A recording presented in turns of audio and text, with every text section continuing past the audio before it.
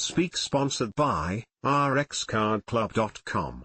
Get a free prescription drug card and save up to 85% on prescription drugs.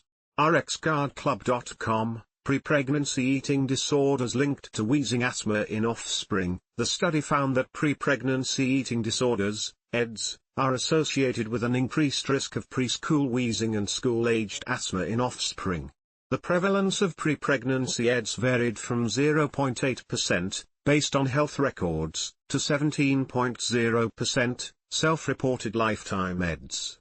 The researchers observed associations between prepregnancy EDS and preschool wheezing, odds ratio 1.25, and school-age asthma, odds ratio 1.26. These estimates remained consistent even after excluding mothers with depression/anxiety.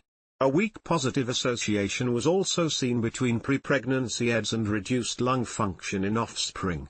The authors caution that potential bias mechanisms, such as maternal overreporting of child respiratory outcomes or attrition in follow-up, might have influenced the findings on lung function. rxcardclub.com. Get a free prescription drug card and save up to 80% on prescription drugs. Less than /speak.